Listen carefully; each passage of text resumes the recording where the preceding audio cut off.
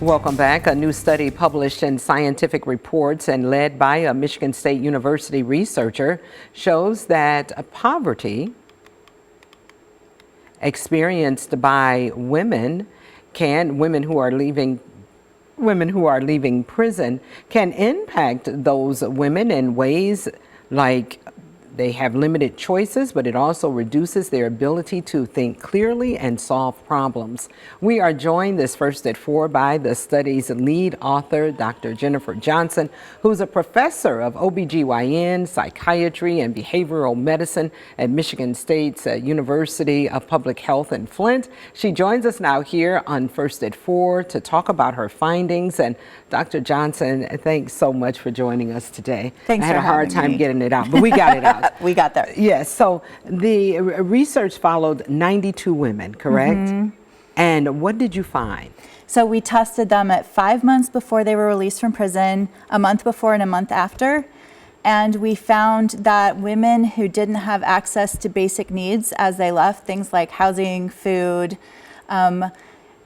were less able to think clearly as they got out, and it impacted important outcomes like substance use and mental health. So we actually saw among all the women, we gave them tests of problem-solving ability, fluid intelligence, self-control.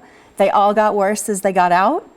And part of that is because when your mind is absorbed with things like, I'm going to use my last dollar to eat or to have a place to sleep, or do I go to treatment, but I don't have childcare, you just don't have bandwidth for anything else. And we were talking about some unique vulnerabilities for women. Because when you talk about childcare, women, they are taking care of, they have that added responsibility of taking care of the children. Not that men don't, but women, they bear that responsibility. So does that add to it? It adds to it. More women who go into prison have substance use disorders. They have more severe substance use disorders, more severe mental health issues on average than men. And on average, they have less support that they come home to. So does the study find that it's more than just personal failings that cause some women to relapse or have setbacks once they're released? Yeah, so we've known for a while that if you come back to difficult conditions, it's hard because it would be hard for anyone. But what this study shows that's never been showed before is that it actually impacts your thinking. You literally cannot solve problems as well. You make more mistakes, you're more impulsive, you have less self-control on basic standardized tests. And so showing that difficult conditions that women come home to actually jam their brains. So not just would it be difficult for anyone, but we're putting them in circumstances where they can't even think straight to try to figure it out. Yeah, and why does this matter for women, for families, and community? Yeah, this matters because there's something we can do about it. I did this study because I watched a lot of women leave prison, and they have goals, they have plans, and things can fall apart pretty fast. But what this shows is that we can actually do something about this. If we send women home to safer places where they have food, where they can manage their basic needs, we actually give them the ability to make better decisions and to think clearer, to weigh their options.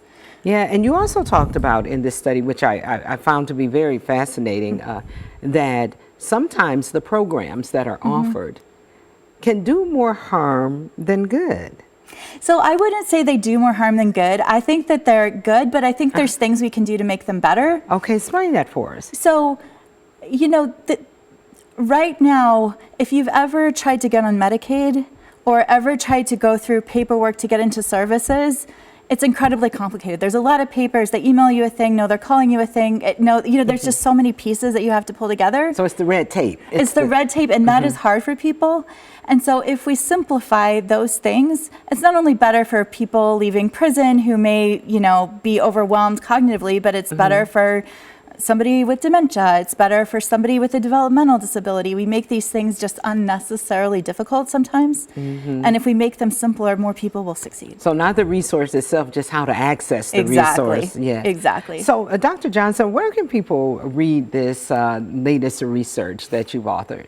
Sure, it's open.